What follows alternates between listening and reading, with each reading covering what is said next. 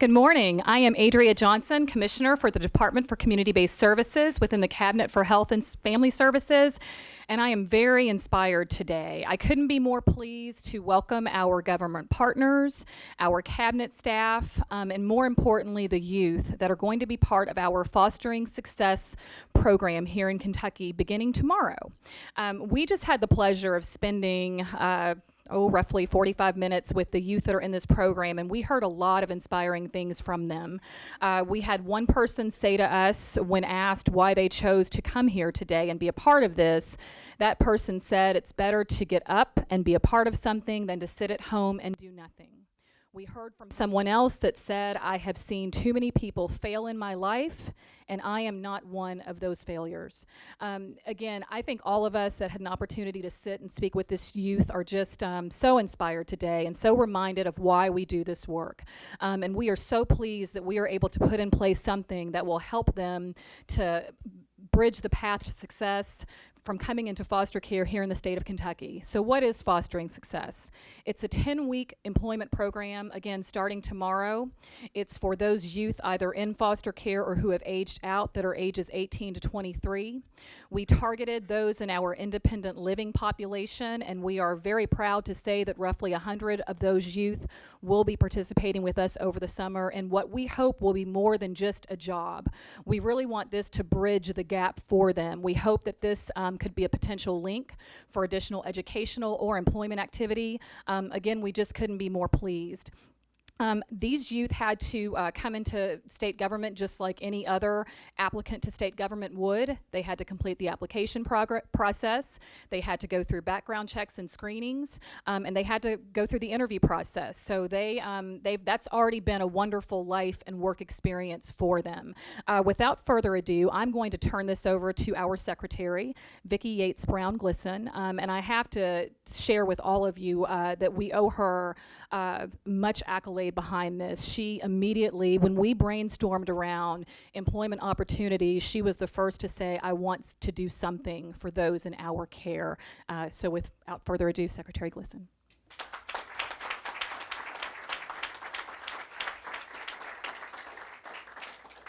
Wow, this is such an exciting day. Thank you, Commissioner Johnson. I'm very appreciative.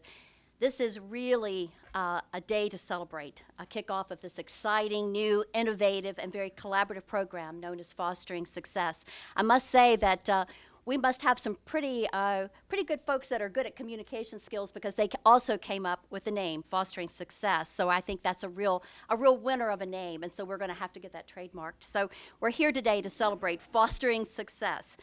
We're also here today to celebrate the young adults that this program is going to serve, and it's really exciting to look out around this room at all of these young adults that come from all over the state, all over the state.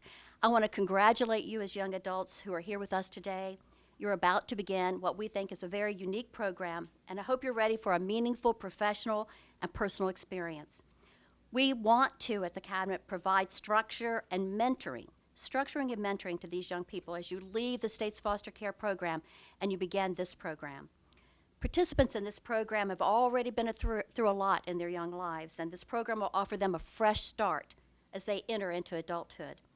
Through the state's independent living program, they have gotten a good foundation, we believe. I think we can continue to improve on that foundation for you to become self-sufficient.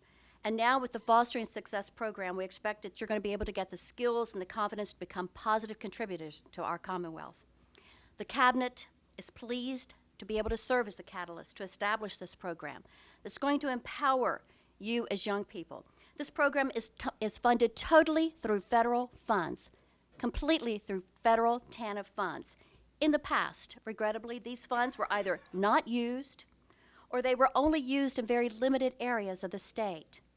So when our group sat around the table and we looked at the possibility of having these funds and what to do with these funds, we were very excited that we were able to dedicate these funds to youth across the state, all across the state of Kentucky. This is a statewide program.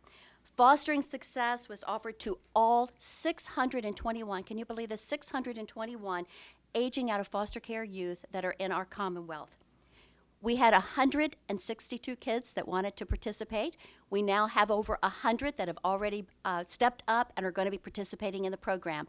This program was really kind of put together at record speed, 5 to 6 weeks. It can be done, Governor, when you have a great staff like we do at the cabinet, and we have other great secretaries that'll collaborate with you.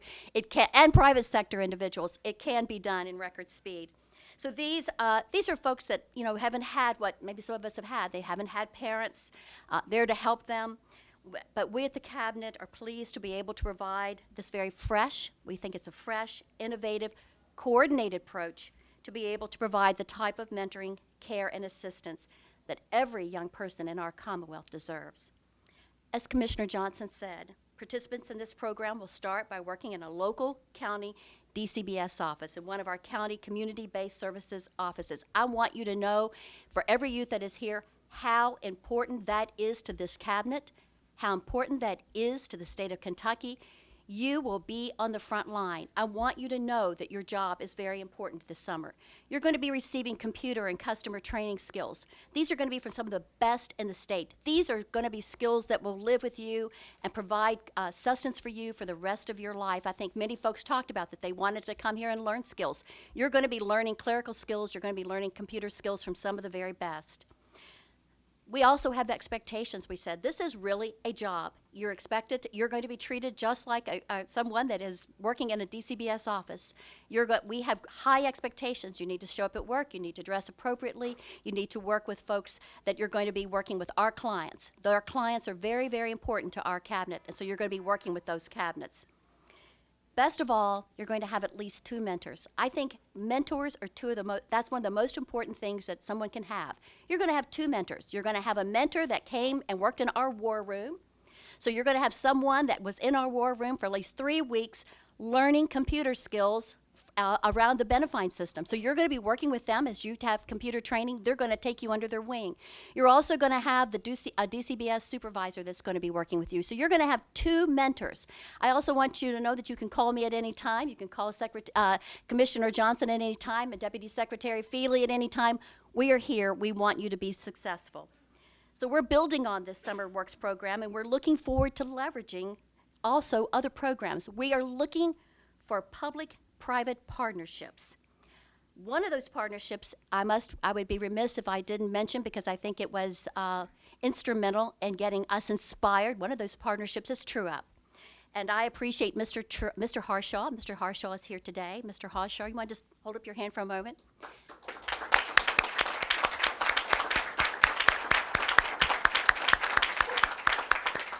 If you're an aging out of foster care youth, I encourage you to get to know Mr. Harshaw. He has an inspiring story, and he inspired us to get this program off the ground. So we look forward to collaborating with True Up and with other entities like True Up.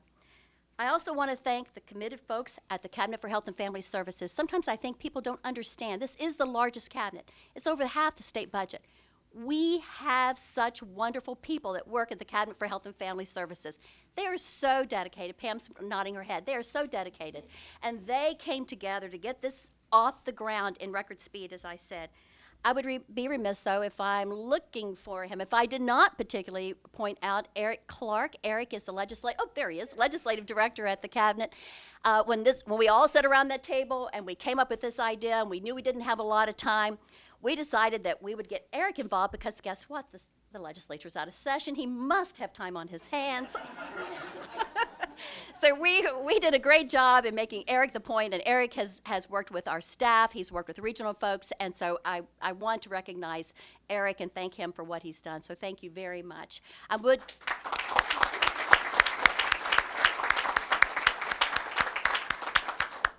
And I want to also thank all of our regional directors, our regional folks. I want to thank folks within the cabinet who worked with us. And I also want to let you know that we're going to talk about, this is a Summer Works program. But this program is going to have public and private partnerships. So we hope to come back and talk about those partnerships and how we can grow from just a 10-week program. This program is also going to have wonderful components because we have such great secretaries. The governor did a great job in finding wonderful folks to collaborate with. So we have Secretary Hal Heiner at the Department of Education. We have Secretary Derek Ramsey, who is here today, who is our Secretary of the Labor Cabinet, and we have Tom Stevens, who is our Personnel Secretary.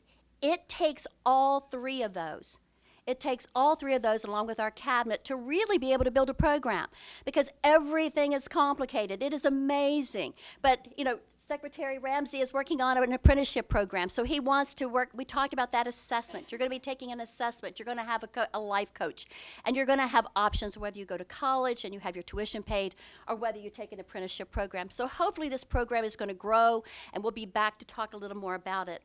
But now, I want to especially thank our next speaker for making foster care and adoption a priority in his administration and for being really the inspiration for the efforts to create this program. That's why we are here today, because it is a priority to this governor and to his wife. He is a champion of innovative workforce training. He and First Lady Bevan are wonderful advocates for all children, especially those in the foster care and the adoption program.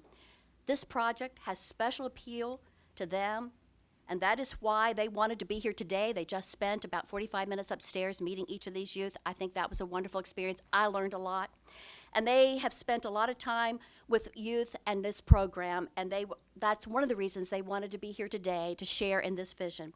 First, please let me show our appreciation to our First Lady, Glenda Bevan. Thank you, First Lady Bevan, for your kind focus.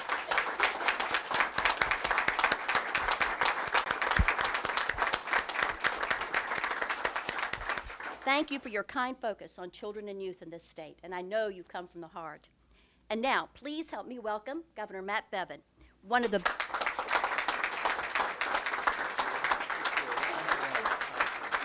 best advocates children in this state could have. Thank you, Governor Thank you. Bevin. I appreciate it. Thank you for being here. A quick question. How many of you, we were upstairs for a while, about 45 minutes or so, and frankly, it wasn't enough time. There were still so many hands up around the table. We felt bad we were keeping some of you waiting down here, and hopefully there'll be a little time afterwards where some of us can continue some of the conversation we had. But real quickly, I don't mean to put you on the spot, but if you were upstairs, if you're one of the youth that is going to be participating in this program, just raise your hand for a minute. I want those, keep them up for just a minute. Those of you in the media, take a look around this room. Take a look at these young people. Some of them have varying degrees of willingness to perhaps talk to you, but I want you to please keep those hands up. I want each of you to look around and pick a face or two that you will try to speak to, because you know what? There's nothing I'm going to tell you that's more important than what they can tell you. And I mean it. This is the reason this exists. This isn't anything so much of what has come to pass for the way we take care of young people in this state has become politicized, and you can put your hands down, thank you, has become politicized, to this degree or that degree. The reason this program has come to fruition is because it's the right thing to do. Simple as that. It has nothing to do with politics. It has nothing to do with party. It has nothing to do with, cities versus the rural parts of our state. There are kids here from east to west. We have kids here from Owensboro to Ashland and here in Louisville and everywhere in between. We have kids from all over that are going to be a part of this in their local DCBS offices. But I want you, please, I'm asking those of you in the media, find one or two of these voices. Ask them why they are participating. Ask them about their experience. Ask them what they are hoping to receive out of this. Because that, at the end of the day, is the value of this program. And it isn't simply 10 weeks, as has been noted. It is a way to then integrate them seamlessly, to the degree that we possibly can, into other facets of state government and into the private sector beyond. Because we are Kentucky, and Kentucky is comprised of, look around this room. Look at the diversity of the people in this room. Look at the color of our skin. Look at our gender. Look at our ages. We are, look at where we're from geographically. We are literally the complete landscape of Kentucky, represented by men and women in this room. This is the beauty of the possibility before us. This is why we do this. I shared, as did my wife upstairs, some of the passion that we personally have for this.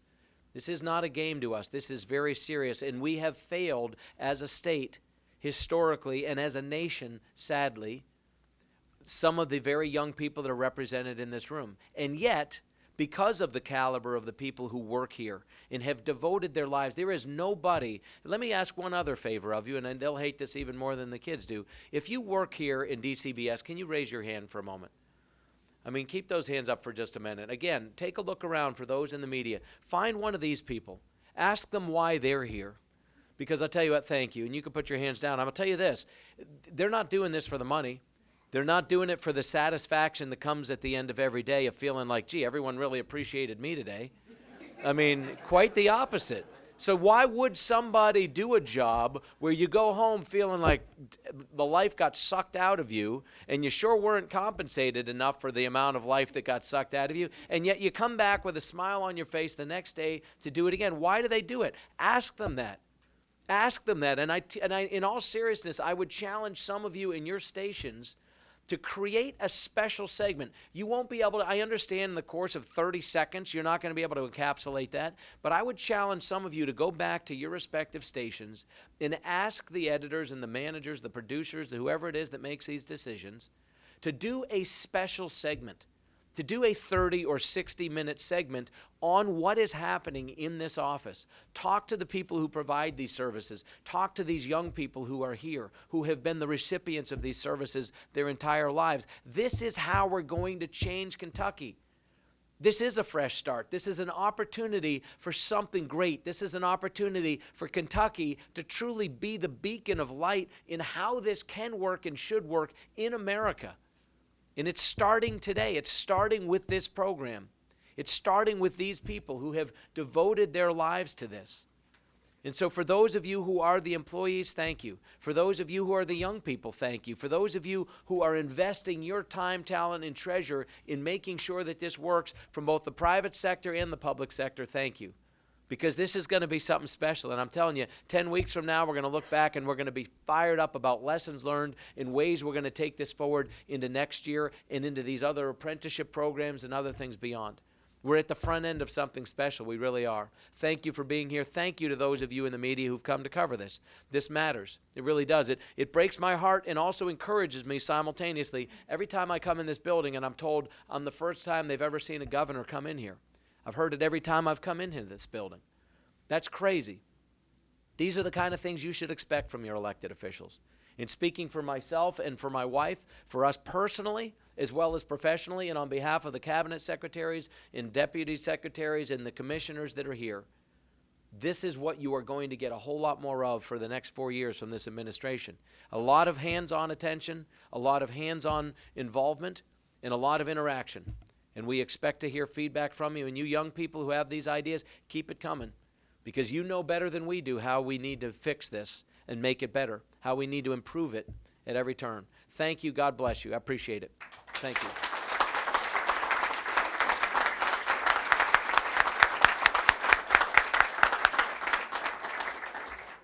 Thank you, Governor Bevin. I think your presence here today just underscores your commitment to us doing a better job at what we are here to do. We also have the pleasure today of hearing from two young folks, young adults. We have Glenda Wright and we have Duke Brown. Duke is originally from Indiana, but he chose to come on over on this side of the water. And we have Glenda, who is from Owensboro originally, and I had the pleasure of meeting this young lady at an event a few weeks ago, so I know what a dynamic person she is, and I am excited at what her future holds. And just in meeting Duke in the last 45 minutes, I'm also very excited to see where life takes you. And so without further ado, I'm not sure who's going first, but you'll hear from Glenda and Duke.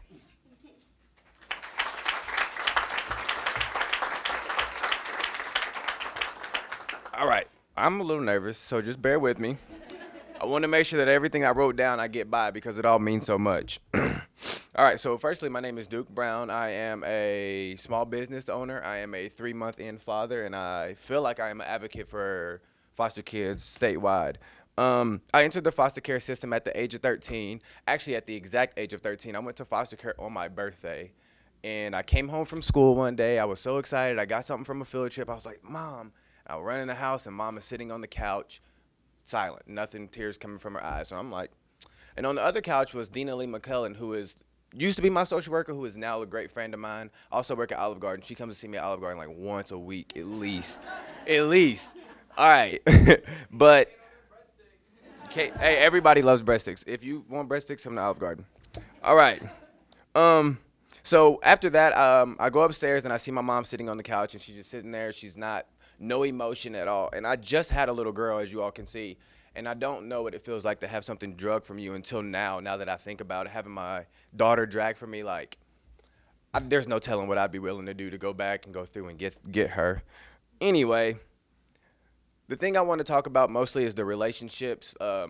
Just for an example, coming out of the situation that I was in and going into foster care, as bad as I thought it was, as bad as everyone around me told it was, as bad as the stigma that came with it, there was all type of positive reinforcements that came from that.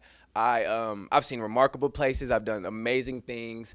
I never in my life would have guessed, but to this day, I hold high school running back records at my high school. So, and that's just based off of the relationships that I built with the people I was there and the people that were around me that gave me so much support, because I had no support. I mean, I had my mom there, but if you only have your mom, you got to support your mom too. So you getting that much support from somebody and giving that much support goes hand in hand. Anyway, enough about me. Mr. Bevan and your administration. Firstly, this is the good part. All right, let's see here.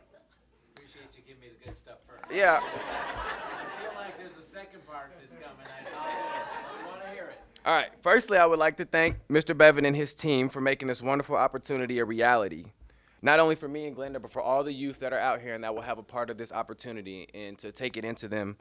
Wow, y'all see the nervousness coming out? Yeah, I'll take that. I ain't got no shame. All right. In his administration for making this wonderful opportunity a reality, not only for me and Glenda, but for lots of youth that are here today, and we'll use this as an experience, as a stepping stone, and most importantly, as a 10-week relationship builder. Woo. And as we all know, relationship is the key to getting to anyone's heart, whether it be a foster youth, whether it be a girl or guy that you're pursuing, whether it be a dog. The heart is the number one way to get there. And so I really want to see this as a 10-week relationship builder more than anything.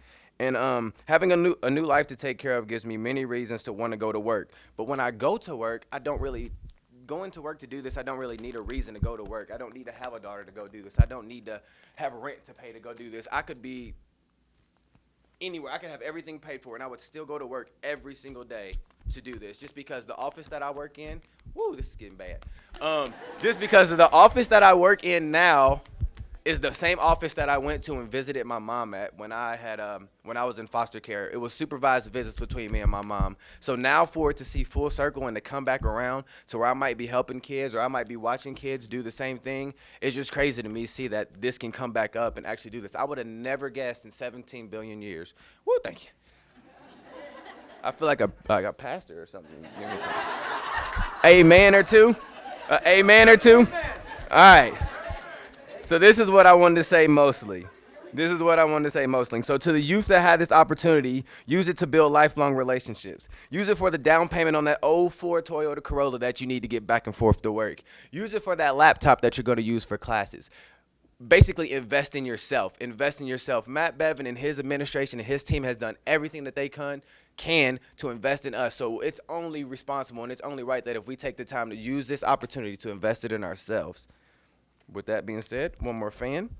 Once again, I want to thank anyone who has put even an inch into making this happen. I want to say for the youth that have been fostered and the youth that will be fostered, we thank you.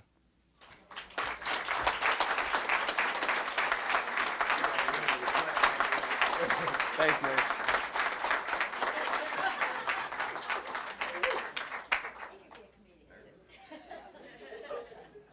And now Glenda's going to give us the altar call. And now, yeah.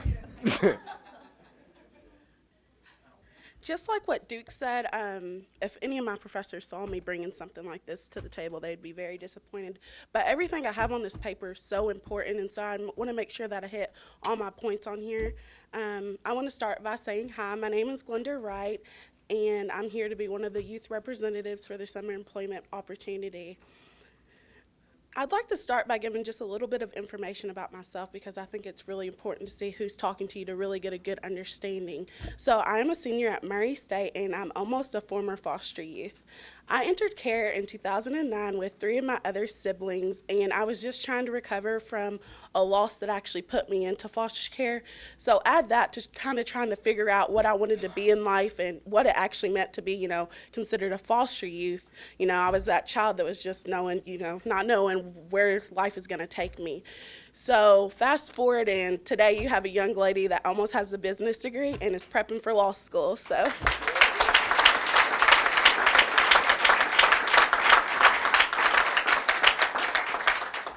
Thank you. After entering care and kind of going through the system and then finishing off high school, it was at that point that I had to try to figure out, where I wanted to be in life. And so I decided to go to college and become, someone God and myself could be proud of. So after doing that, I kind of started doing different things, and throughout my life I've always been asked, who's made you who you are today? Who's motivated you to be this person? And and that's a long list, I could go on and on, but to make it simple, I'd say God obviously first. And then I would say my family, because that's who centered me and made me want to be stronger, made me want to be a better person. And then I would actually say my social worker, because sometimes you hear so many bad things about social workers or anybody in the system, but my social worker was my rock. He pushed me to be this better person. He would tell me, there's no limit to who and what you can be. And so he's definitely one of my cornerstones on, why I'm here today, why I'm a senior in college. And then I actually like to say my GAL, which if you don't know what that is, it's called the Guardian ad litem. Every youth in care has a lawyer. And so mine is Julie Gordon, which is right here. Thank you for coming and supporting me. And basically, so that's enough about me, and I want to go ahead and go on to another important key point of being a foster child. Other people can motivate you and kind of inspire you to be who you want to be in life, but who my biggest motivator was myself. And I'd like to say to every youth and every person in this room, you need yourself to motivate you to become a better you, because without yourself wanting to be that person, you're never going to reach that goal. And to all the youth here, no matter what people have told you in the past, no matter what your story is, you can be anybody. There's no limit to who you can be. And so I'd like to point, you are your biggest motivator, so continue to be your biggest motivator. And then I'd like to go on to say, this program also couldn't have came at a better time. I don't know if anybody knows about some new reforms coming into foster care, but one of the best ones that I'm really inspired about and actually kind of helped coordinate was the Normalcy Act. And so along with this program and that program, it's just crazy how many different changes can happen over time, and I'm really excited about the reforms that are currently happening and the reforms that are going to later happen, as the governor has mentioned, not only earlier today, but in his speech too. And also at this time want to thank the administration, because without y'all and your big push about foster youth, I wouldn't be where I am today, and other youth that are going to come after me wouldn't be able to be where they're going to be in life. And it's so important to give, not only foster kids hope and encouragement, but just kids in general, because if we want people to be the president or anything productive later on, we need the kids that we have today to be our building stones. I'd like to say that to all the youth that got into this program, I want to congratulate you first, because not everybody got to do this.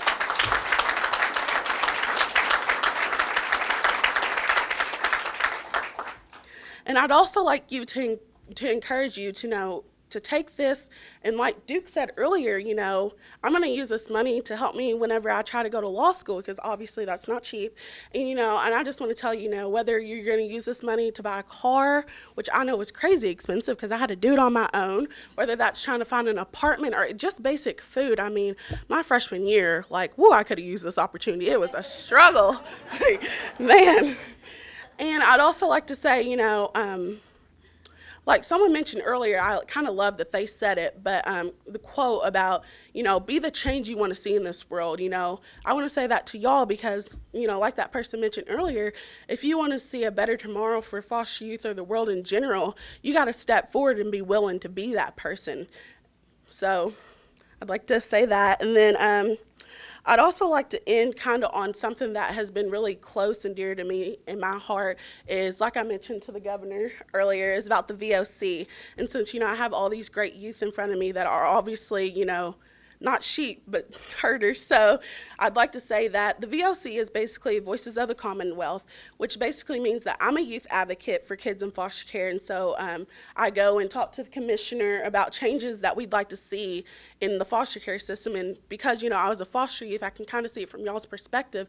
And I know there's there's amazing things that come out of being a foster kid, like college and other opportunities, but there's still change that needs to happen. And so it's very important to, if you're interested in that, to take a role in that. And I really didn't know how important the VOC and being a youth advocate was going to be to me until I actually, went into that and took my interview. And you're actually hired on through Murray State University, so there's so many different channels you have to go through. So that process in itself, made me grow up and really, be like, wow, I'm already a part of society, So that's really important to, like I said, be the change you want to be. So if you're interested in that and kind of what that entails and how, meeting with commissioner and stuff like that really, helps the youth, then I'd love to talk to you, because, really, it's kind of sad there's not enough youth advocates. There's really not. Like, all over Kentucky in our, program, there's only like 4 of us. And I can't tell you how many trips I take throughout the state to meet with youth, and kind of like she met me at a CASA event where I kind of told my story in front of so many people. And I'm actually more nervous now, but, there's not enough of us that do that. And, I think not only meeting with the commissioner to make change happen in the foster care system, but educating other people about what the foster care system is and like what youth like myself can do, if we're given the chance. So being able to speak to other people in the community and kind of telling them and introducing themselves like, hi, I'm Glenda and I'm a senior in college and I was a former foster youth, is key to opening people's eyes and making them more willing to give us a chance. So with that being said, thank you. I'm very honored to be speaking here today, and I'm very thankful to the administration for putting on this program. I was so excited when I heard about it. I was like, wow, well, this has never happened before. So just thank you, and hope everyone has a great day.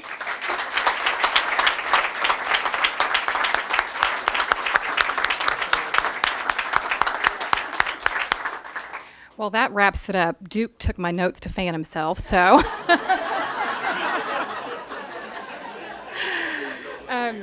In all seriousness, I thank you so much, and Duke, you'd be surprised. Your deja vu moments that you will have when you're in those visitation rooms, possibly. I knew the L&M building very well as a child. When I was under my circumstance. And so you can rise above. All of you can rise above your circumstance. And we are just very pleased and honored that we could be a part of helping you to, be the springboard for you to achieve greatness.